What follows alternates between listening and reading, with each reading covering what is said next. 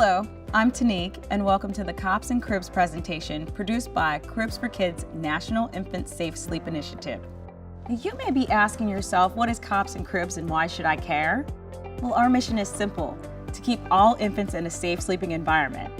And as a partner of the Cops and Cribs program, you are already one of the first on the scenes, and you can immediately see if there's a safe sleep environment needed. You can help get these numbers of sudden infant sleep-related deaths reduced. As community law enforcement, you've honed the ability to be able to recognize a variety of dangers in a situation all at once. Infant sleep danger is not something you can spot right away if you aren't looking for it.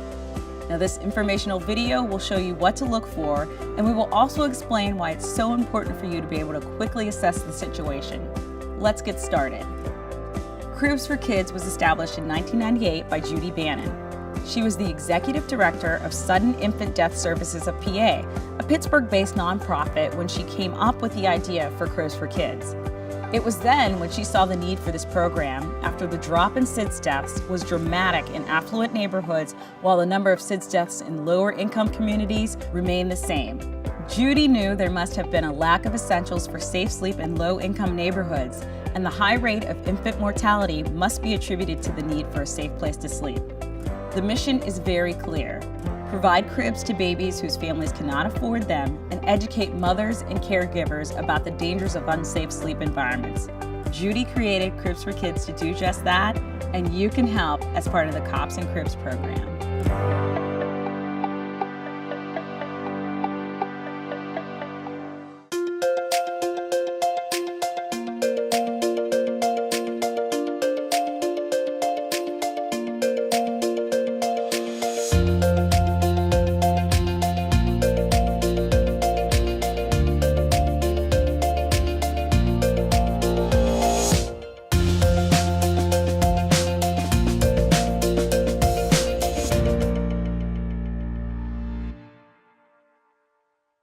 When you walk in on a call and see an infant sleeping on a trampoline in the middle of the room, you should immediately see a need for a crib.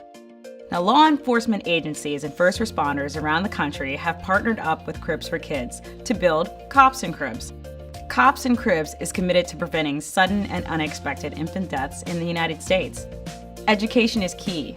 We want you to be able to assess the situation quickly and make the environment safe for infant sleeping.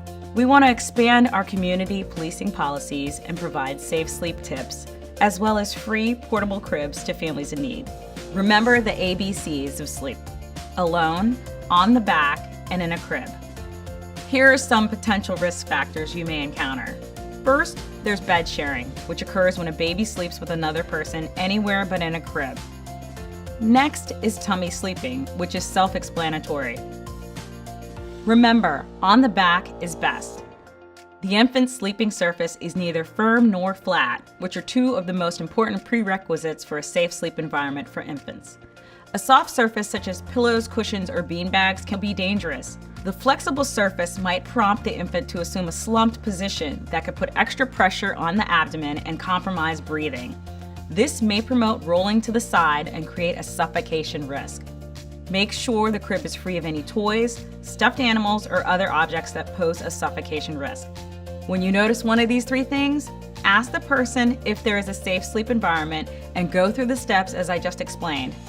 If the answer is no, provide them with an info card to pick up one at their local Cops for Cribs centers.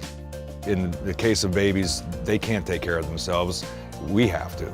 So if we can get the Cops and Cribs program going and get these families that don't have any money the proper bedding, cribs, pack and plays that they need, then they'll be able to raise their babies and their children, and we won't have to worry about hopefully having an unfortunate incident down the road. Nobody wants to go and see an infant or baby death at all. I mean, it's something that sticks with you all the time, and guys will tell you on the job it's the worst thing to go to. Some people are just afraid to ask for help, so if we suggest it to them, maybe they'll take it a little bit more serious. When you encounter an unsafe infant sleep situation with any person, remember the ABCs of infant sleep. Ask them the question about safe sleeping, and then hand them the blue information card to be filled in. And if on hand, a pack and play out of your patrol car. Now, the setup is easy. As you can see, Detective Hamilton is pulling out the crib and quickly assembling it. I'm sure all of you can do the same and see who in your department has mastered this the fastest. The real winners are the babies who continue to live, because otherwise they wouldn't have had a chance. They were basically being suffocated, and the parents didn't know. And it wasn't their fault because no one ever told them that it was unsafe to sleep with their baby. One of the worst calls that a policeman ever receives is a baby not breathing. So they're excited that these deaths will be eliminated. And instead of hearing baby not breathing, they'll be able to show up at the house with a pack and play for the mother and save that baby's life.